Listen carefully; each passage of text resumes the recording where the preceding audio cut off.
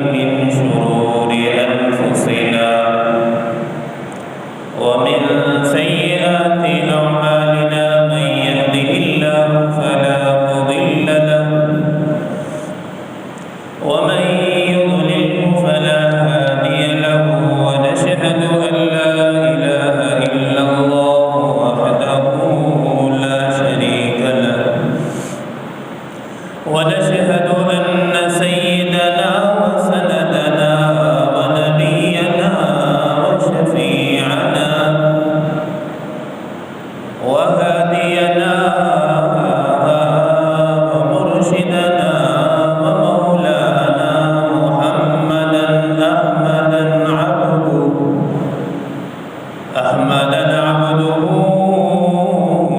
ورسوله. أما بعد فأعوذ بالله من الشيطان الرجيم. بسم الله الرحمن الرحيم.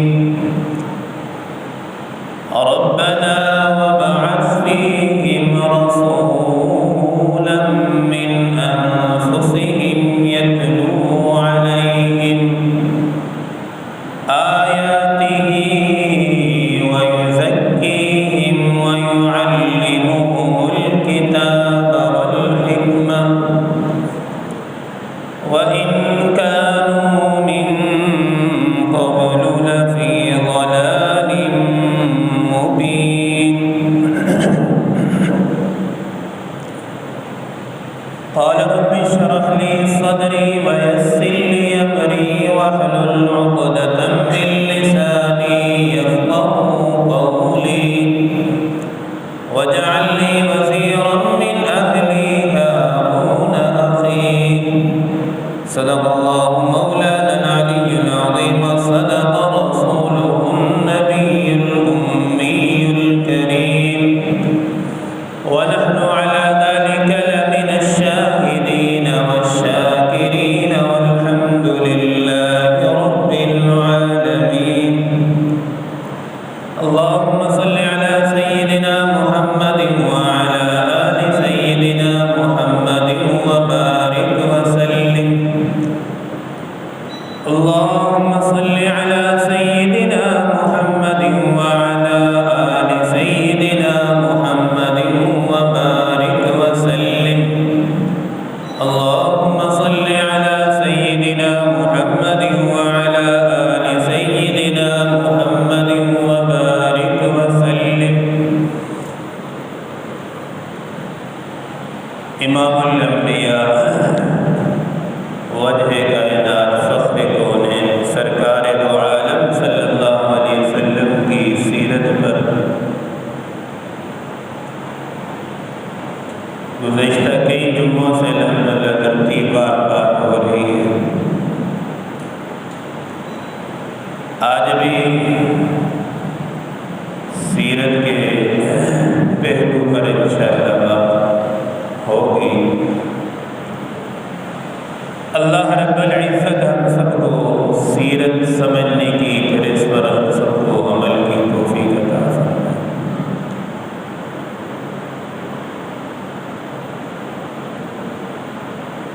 इमाम अल-अंबिया सल्लल्लाहु अलैहि वसल्लम की वफ़ात का जो सदमा सहाबा इकराम को हुआ, वो सदमा और दुख कायनात में किसी और को नहीं पहुंचा। आज किसी के घर से नौजवान बेटे का जनाजा उठा होगा तो उसका सदमा वालिदैन से पूछेंगे कितना सदमा होता है। किसी के नौजवान भाई का जनाजा उठा होगा तो उससे पूछे उससे कितना सदमा उसे पहुंचा होगा। किसी ने अपनी माँ का जनाजा उठाया होगा, उससे पूछे कि उसको कितना सदमा, कितना दुख पहुंचा होगा। काली कमली वाले सल्लल्लाहु अलैहि वसल्लम दुनिया से रुखसत हुए। आज भी जाओ जन्नतुल बकी में जितने सहाबा मदफून हैं, हज़रत بلال کی قبر سے جا کر پوچھو کہ تمہیں پاک پیغمبر صلی اللہ علیہ وسلم کی وفات کا صدمہ کتنا پہنچا؟ کیونکہ جو صحابہ تھے وہ سچے تھے اور حضور سے سچی محبت تھی اور دین کے سچے طالب تھے اور حضور صلی اللہ علیہ وسلم پر جان نثار کرنے والے صحابہ تھے۔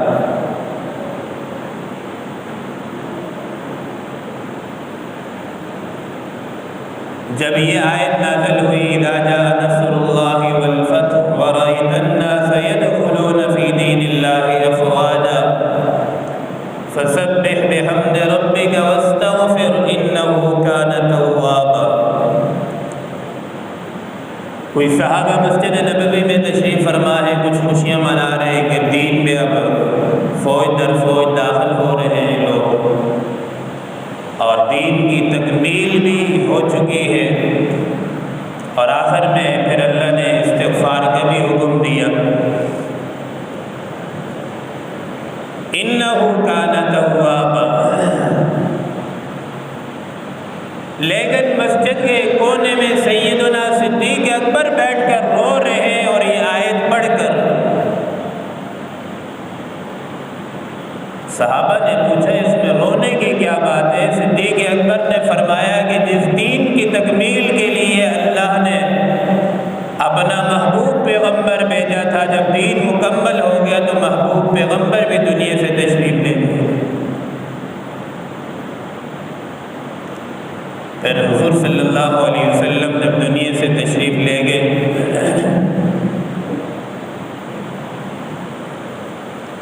امام الاولیاء امام الصحابہ والتابعین سیدنا صدیق اکبر رضی اللہ تعالیٰ عنہ نے خطبہ دیا اور فرمایا اگر تم نبی کی عبادت کرتے تھے تو نبی تو دنیا سے جا چکا ہے، اگر رب کی عبادت کرتے تھے تو رب آج بھی قائم اور دائم ہے۔ اور حضرت عمر کو اتنا صدمہ پہنچا کہ اپنی تلوار نیام سے نکال لی اور یہ کہا کہ جو یہ کہے گا کہ نبی دنیا سے چلا گیا ہے میں اس کی گردن اڑا دوں گا، اسے قتل کر دوں گا۔ تو اصل جو صدمہ نبی کی وفات کا صحابہ کو پہنچا ہے وہ کسی اور کو نہیں پہنچا۔ آئے تو اس دین کے ساتھ یہ امت اپنے نبی کے ساتھ اپنے دین کے ساتھ مذاق بنا رہی ہے، اور نبی کے میلاد کے نام پر عورتوں کو بے حیائی اور عورتوں کو سڑکوں پر لا کر کھڑی کرنے والی امت، حالانکہ وہی نبی یہ تعلیم دے کر گیا تھا کہ عورتیں گھروں کی زینت ہے، گھروں میں رہیں۔ امام الانبیاء صلی اللہ علیہ وسلم کے دربار میں میدان جہاد میں ایک عورت کو گرفتار کر کے لایا گیا، صحابہ نے پکڑ کے دربار رسالت میں اس عورت کو پہنچایا۔ عورت حالانکہ کافر تھی، مسلمان نہیں تھی، سر پہ دوپٹہ نہیں ہے، ننگی بیٹھی ہے۔ امام الانبیاء صلی اللہ علیہ وسلم نے فرمایا کہ بلال اسے چادر پہناؤ۔ حضرت بلال فرمانے لگے یا رسول اللہ صلی اللہ علیہ وسلم یہ تو کافر کی بیٹی ہے، مسلمان کی تو نہیں ہے۔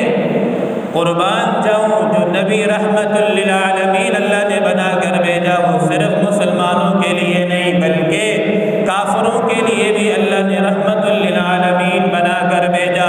آج کافروں کو بھی اگر کچھ ملا ہے تو نبی کی رحمت سے کچھ حصہ ملا ہے۔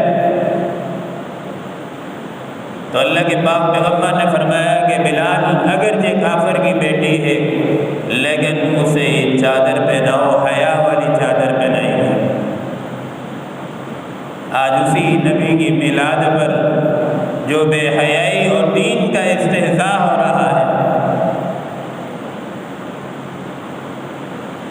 ایک اور عورت ہے سیدہ زنیرہ رضی اللہ تعالیٰ عنہ، چونکہ انسان کو قدر جس چیز کی ہوتی ہے جس پر انسان کی محنت لگتی ہے، مال، وقت، جان لگتی ہے، اس چیز کی انسان کو قدر و قیمت ہوتی ہے۔ آج ہم سچی بات یہ ہے کہ مجھے اور آپ کو یہ 2 دولت، کلمے کی دولت، اسلام کی دولت، یہ ہمیں ماں کی گود سے ملا ہے، اس لیے ہمیں اس کی قدر نہیں ہے۔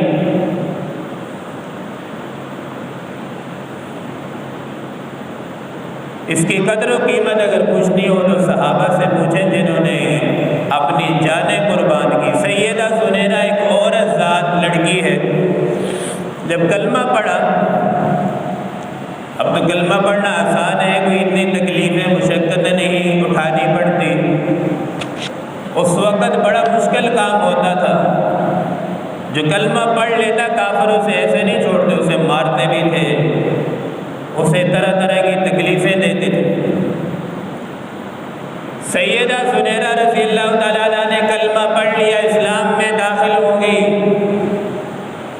اب ہوتا نا اگر کوئی 14ویں صدی کا یا ہم جیسا کوئی کمزور مسلمان کوئی اسے ایک تھپڑ بھی لگا دیتا، کہتا ٹھیک ہے میں کلمہ چھوڑ دیتا ہوں، اسلام سے پھر جاتا ہوں۔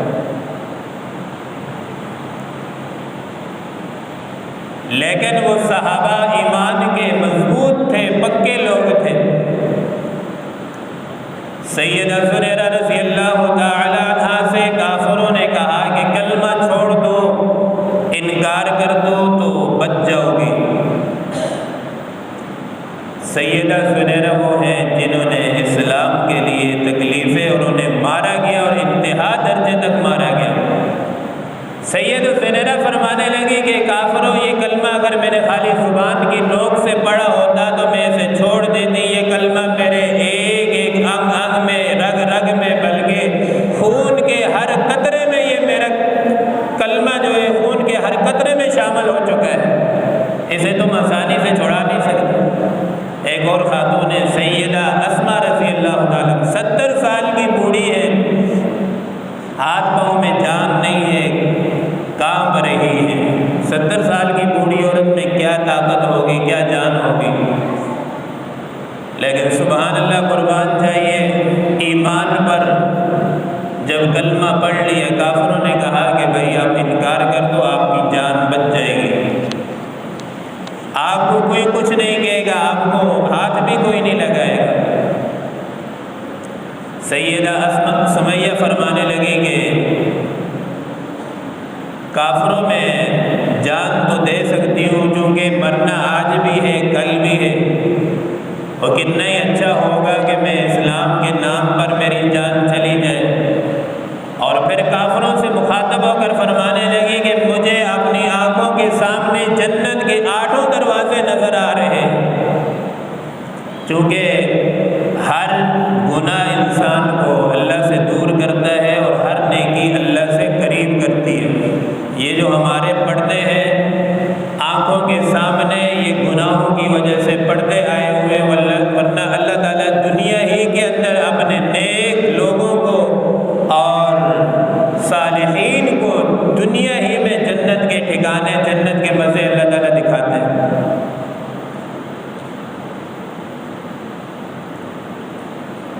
اب بیت اللہ کی جب تعمیر ہو رہی تھی، ابراہیم خلیل اللہ تعمیر فرما رہے ہیں، تعمیر بھی کس کی؟ بیت اللہ کی، اور گھر بھی اللہ تعالیٰ کا، اور تعمیر کرنے والے خلیل اللہ، مزدوری جو کر رہے ہیں ذبیح اللہ۔ اب دنیا کا یہ اصول ہے، جب مزدور مزدوری کر لیتا ہے تو اسے اجرت دی جاتی ہے، دہاڑی دی جاتی ہے، کام کی اجرت اسے دی جاتی ہے، اور جو کام جتنا بڑا ہو اس کی مزدوری بھی اتنی بڑی ہوتی ہے۔ اب تعمیر مکمل ہو چکی، اب ابراہیم خلیل اللہ وہیں بیت اللہ میں بیٹھ کر دعا کر رہے ہیں، ربنا وابعث فیہم رسولا۔ ابراہیم علیہ السلام نے دعا کے لیے ہاتھ اٹھائے کہ ربا، یہ تعمیر تو مکمل ہو چکی ہے، اب اس کے بدلے میں مجھے میری آل میں، میری نسل میں ایک ایسا رسول بھیج، یتلو علیہم آیاتہ، جو بیت اللہ میں بیٹھ کر تلاوت کرے۔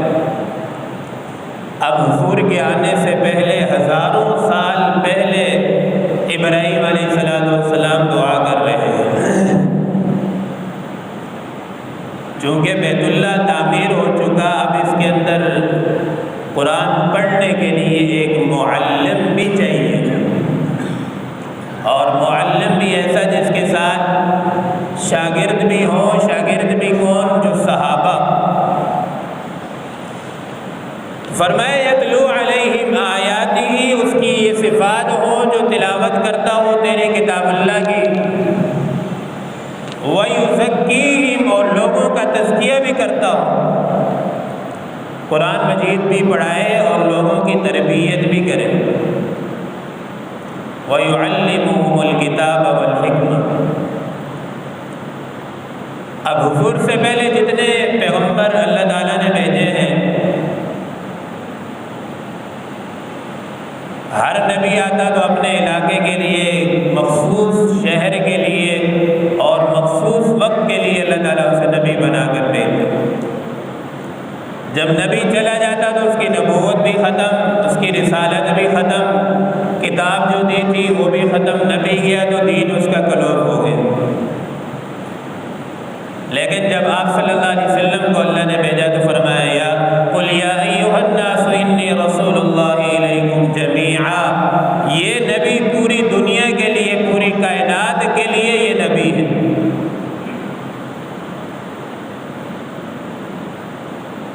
پوری کائنات کے لیے اللہ تعالیٰ نے رحمت للعالمین بنا کر بھیجا، سارے جہانوں کے لیے اللہ تعالیٰ نے رحمت بنا کر بھیجا، اور اس رحمت سے صرف مسلمانوں کو حصہ نہیں ملا بلکہ کافر بھی اس سے مستفید ہوئے۔ آپ صلی اللہ علیہ وسلم جب 8 سال کے تھے تو شام کے سفر کے لیے روانہ ہوئے۔ اس سفر میں آپ کے ساتھ آپ کے چاچا ابو طالب بھی ساتھ تھے۔ شام کے سفر میں تشریف لے جا رہے، راستے میں ایک جگہ پڑاؤ ڈالا اور اس جگہ ایک یہودی تھا جو عالم تھا، اپنے تورات کا حافظ بھی تھا۔ اس نے قافلے میں دیکھا جب حضور صلی اللہ علیہ وسلم کو تو پہچان لیا کہ یہ آخری نبی ہے، اور تورات کے اندر یہ نشانیاں، یہ علامات آئی ہیں، اس نے پڑھ کر ساری پہچان لی۔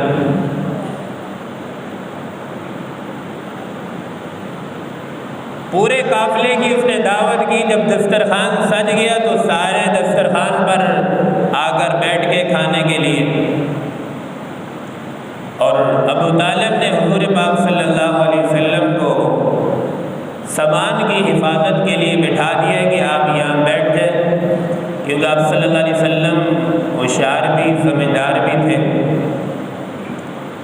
سارے جب دسترخوان پر بیٹھے تو یہودی شروع سے لے کر آخر تک دیکھتا ہے، وہ بچہ نظر نہیں آ رہا جس کی وجہ سے، جس کی بدولت یہ سارے قافلے کی دعوت ہو رہی ہے۔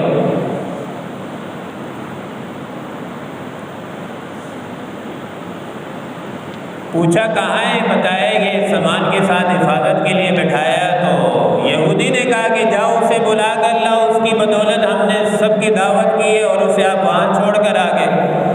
ابو طالب کے اسے لے کر آئے نبی صلی اللہ علیہ وسلم کو۔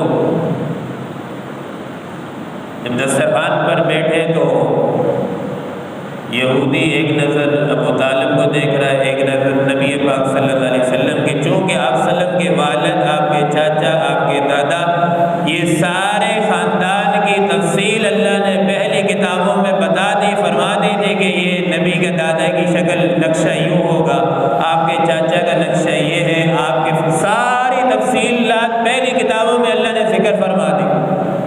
اب یہودی پڑھ پڑھ کے پہچان رہا ہے کہ یہ اس کے چاچا ہیں، یہ اس کے کون۔ ابو طالب سے پوچھا یہ آپ کا کیا لگتا ہے؟ ابو طالب نے کہا کہ یہ میرا بیٹا ہے۔ یہودی راہب نے فوراً کہا کاذب تھا، جھوٹ بول رہے ہو۔ پھر ابو طالب نے فرمایا کہ یہ میرا بھتیجا ہے۔ پھر یہودی کہتا ہے صدقتا، ساری نشانیاں پڑھ رہا ہے اور پڑھ کے کہتا ہے صدقتا، اب تو نے سچ بولا۔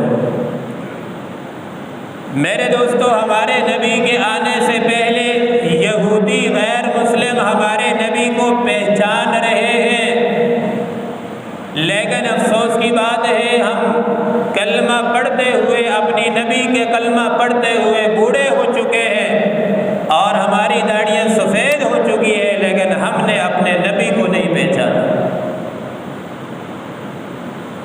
آج ہر ایک کو ہم نے پہچان لیا ہے، لیکن ہم نے اپنے نبی کو نہیں پہچانا۔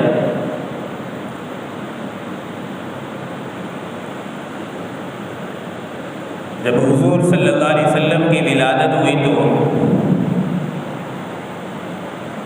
مکہ میں یہ روایت تھا کہ دودھ پلانے کے لیے دائیاں بچوں کو لے جاتی تھی اور ان کا معاوضہ لیتی تھی۔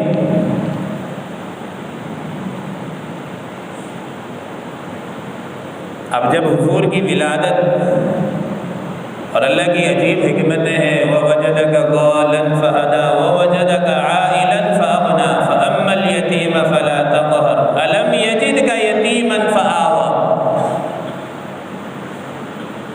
رب تعالیٰ نے حضور کے دنیا میں آنے سے پہلے آپ کے والد ماجد کو دنیا سے اٹھا لیا، یتیم پیدا فرمایا۔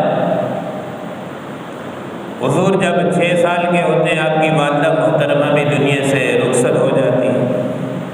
اور یہ ساری حکمتیں اللہ نے کیوں کی؟ اس لیے کہ کل لوگ یہ تانا نہ دیں، والد یہ نہ کہے کہ اس کو میں نے پالا ہے اور آج یہ مجھے ہی ایک معبود کی طرف بلا رہا ہے، ایک رب ہونے کی طرف بلا رہا ہے، کلمے کی دعوت دے رہا ہے، توحید کی طرف بلا رہا ہے۔ الم یجدک یتیما فآویٰ، اللہ تعالیٰ نے سارے تانوں سے بچانے کے لیے اس لیے یتیم پیدا فرمایا تاکہ کل میرے محبوب میرے نبی کو کوئی یہ تانا نہ دے سکے۔ اور جب ولادت ہوتی ہے نا، کس گھر میں ولادت ہوئی، اس گھر کی حالت زار کیا تھی؟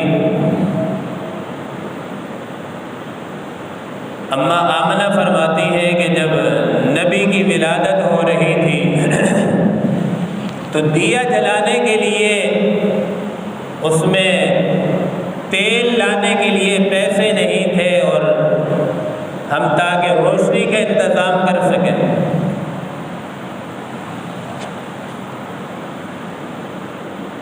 قاری حنیف ملتانی صاحب رحمۃ اللہ علیہ اپنے خطبات میں لکھتے ہیں کہ جس گھر میں دنیا کا اور آخر دونوں جہانوں کا سورج آ رہا ہو وہاں دنیا کے عارضی چراغوں کی کیا ضرورت ہے؟ وَدَاعِيًا إِلَى اللَّهِ بِإِذْنِهِ سِرَاجًا مُنِيرًا، جہاں دونوں جہانوں کا سورج طلوع ہو رہا ہو تو وہاں دنیا کے عارضی چراغوں کا کوئی کام نہیں ہے۔ اب جب حضور پیدا ہوئے تو پیدا ہوتے ہی کیا پیغام دیا امت کو؟ اماں آمنہ فرماتی ہے جب حضور پیدا ہوئے ولادت کے فوراً بعد میں نے دیکھا کہ حضور نے سر سجدے میں رکھ کر،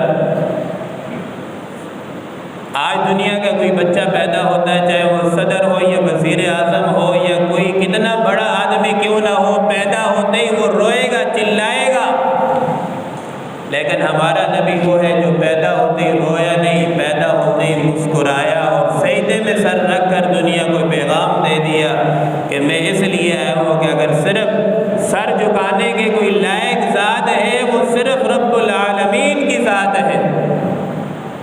نیاز و جبین اگر کسی کے سامنے جھکانا ہو تو وہ صرف رب تعالیٰ کے سامنے۔ اب ولادت کے بعد میں عرض کر رہا تھا کہ بچوں کو عرب میں یہ دستور تھا کہ دائیں لے جاتی تھی، دودھ پلاتی تھی اور ان کا معاوضہ لیتی تھی۔ حضور چونکہ یتیم تھے لیکن کائنات کی ساری رحمتیں ساری برکتیں آپ سے وابستہ تھی۔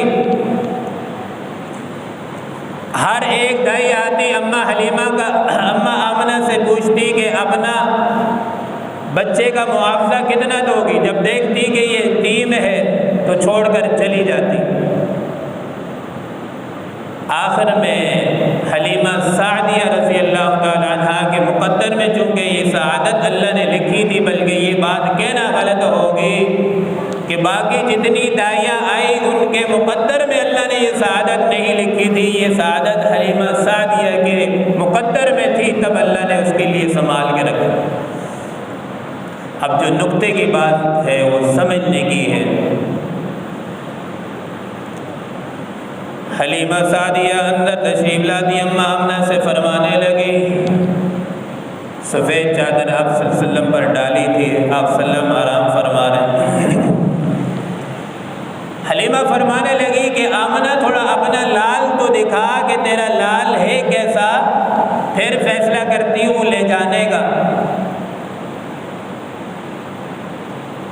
اما آمنہ نے کپڑا اٹھایا، حلیمہ نے دیکھا، دیکھ کر جو ہے خوشی کی کوئی انتہا نہ رہی،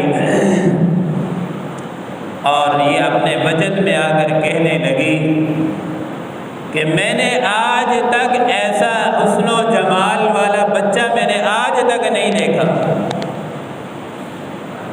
اما آمنہ اور حضرت حلیمہ سعدیہ کی یہ گفتگو چل رہی تھی، اتنی دیر میں جبرائیل علیہ السلام آ گئے۔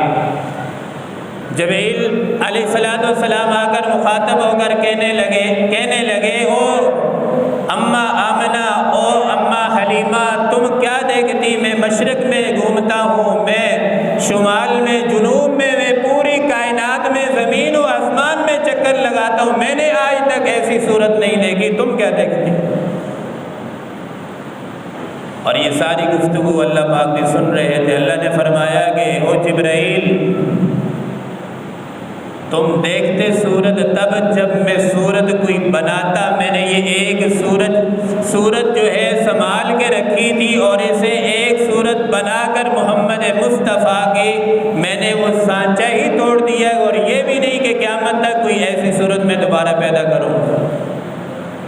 بلکہ حسان بن ثابت ہیں جو نبی کریم صلی اللہ علیہ وسلم کی تعریف میں اشعار پڑھتے ہیں، اور بڑے بہترین اشعار ہیں۔ وہ فرماتے ہیں کہ انک قد خلقت کما تشاء، گویا کہ حضور صلی اللہ علیہ وسلم کو اللہ تعالیٰ نے ایسا پیدا فرمایا، گویا کہ حضور سے پوچھ کر اللہ تعالیٰ نے آپ کو پیدا فرمایا۔ تو اما حلیمہ سعدیہ اب اپنے شور سے کہنے لگی کہ ہمیں تو بہت اعلیٰ چیز مل گئی ہے، جلدی کرو تاکہ کوئی اور آ کر ہم سے لے نہ جائے، جلدی نکلو، اپنی سواری اٹھاؤ اور ہم چلتے ہیں اپنے گھر کی طرف۔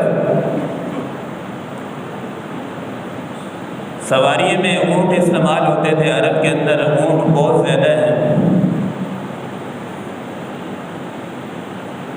حضور صلی اللہ علیہ وسلم کو آگے شور کو بٹھایا، درمیان میں حضور کو بٹھایا، آخر میں اما حلیمہ سعدیہ بیٹھے۔ اب حضور کی طرف شور کی پیٹھ ہو رہی ہے، اور اللہ نے یہ سواری کو حکم دے دیا کہ اس وقت تک نہیں اٹھنا جب تک میرے محبوب کی طرف پیٹھ ہو رہی ہے۔ سواری کو حلیمہ سعدیہ اٹھا رہی ہے، سواری اٹھتی نہیں ہے، ان کا شور بھی اٹھا رہا ہے، سواری بالکل ہلنے کو بھی تیار نہیں ہے۔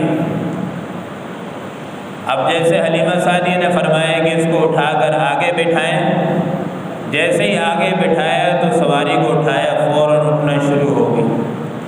میرے دوستو، جس نبی کی طرف پیٹ کر کے بیٹھ جائے وہ سواری نہ اٹھے، بتاؤ آج اگر ہم پوری زندگی نبی سے پیٹ کر کے نبی کے طریقوں کو چھوڑ کر زندگی گزاریں گے تو کیا ہمیں کامیابی مل سکتی ہے؟ حلیمہ سعدیہ کی اب سواری سب سے کمزور، پتلی دبلی لاغر تھی، اور ان سے پہلے جتنی سواریاں آئی تھی ساری صحیح تکڑی سواریاں تھیں اور جا رہی تھی، اور حلیمہ سعدیہ کی سواری اب اتنی رفتار تیز ہوگی۔ حلیمہ سعدیہ فرماتی ہے کہ جہاں ہماری نظر پڑتی تھی وہاں سواری کا جو ہے قدم پڑتا تھا۔ ساری سواریاں جو پہلے نکل گئی تھی دائیاں، جب انہوں نے دیکھا کہ اتنا گرد و غبار اٹھ رہا ہے، اور سب نے یہ شور مچایا کہ رک جاؤ، پیچھے کوئی لٹیرا آ رہا ہے، دیکھیں یہ کون ہے جو اتنی تیز رفتار سے چل رہا ہے۔ سارے رک کر ایک جگہ کھڑے ہوئے تو دیکھا کہ حلیمہ سعدیہ کی سواری ہے۔ سب روک کر پوچھ رہی ہیں حلیمہ سواری بدلی ہے، یہ کیا بات ہے؟ پہلے تو آپ کی بہت آہستہ سست رفتار میں چلنے والی سواری تھی۔ حلیمہ فرمانے لگی کہ بھائی سواری نہیں بدلی، سوار بدلی ہے۔ اور کہنے والے کہنے لگے لٹیرا نہیں، دونوں جہانوں کا سویرا آ رہا ہے۔ اور جب گھر پہنچی تو حلیمہ سعدیہ کی بکریوں میں کوئی خاص پہلے دودھ نہیں دیتی تھی۔ حلیمہ سعدیہ تھکی ہاری گھر پہنچی اور اپنے بچے سے کہنے لگی کہ بیٹا جاؤ کچھ بکری کے نیچے دودھ ہے تو نکال کر لاؤ تاکہ کچھ پی کر جسم میں جان آ جائے، تھک کر آئیے سفر سے، جیسے دودھ نکالنے کے لیے گئے تو ایک برتن بھر گیا، پہلے تو ایک قطرہ دودھ نہیں دیتی تھی بکری، گھر کے جتنے برتن تھے سارے دودھ سے بھر گئے، پڑوسیوں سے برتن منگوائے سارے دودھ سے بھر گئے۔ کیوں؟ جس گھر میں حضور تشریف لے آئے تو وہاں برکتیں ہی برکتیں، رحمتیں ہی رحمتیں ہوتی، اور باقی محلے کے لوگ پھر کہنے لگے جہاں حلیمہ سعدیہ کی بکریاں چرتی ہیں تم بھی اپنی بکریاں وہاں چراؤ تاکہ وہاں گھاس اچھا کھائیں گی، دودھ اچھا نکالیں گی۔ حلیمہ سعدیہ نے فرمایا ہے کہ گھاس کی بات نہیں ہے، جس گھر میں نبی اپنا مبارک قدم رکھ دے، جس گھر میں نبی آ جائے تو وہاں ساری رحمتیں برکتیں خود آ جاتی ہیں۔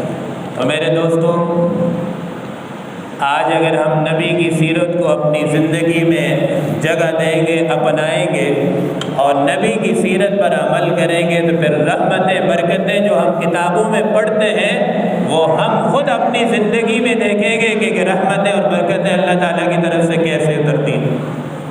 چونکہ جو نبی ہمیں اللہ نے بھیجا ہے، بنا کر دیا ہے، اللہ نے نبی ہمارے طرف بھیجا ہے، وہ ہمارے لیے ایک نمونہ ہے، آئیڈیل ہے، اس کو سامنے رکھ کر ہم زندگی گزاریں گے تو وہ زندگی اللہ تعالیٰ کے ہاں مقبول ہوگی اور اس زندگی کو اللہ تعالیٰ کامیابی والی زندگی بنائیں گے۔ اللہ تعالیٰ سے دعا ہے جو کچھ کہا گیا سنا گیا اللہ پاک ہم سب کو عمل کی توفیق عطا فرمائے۔ وہ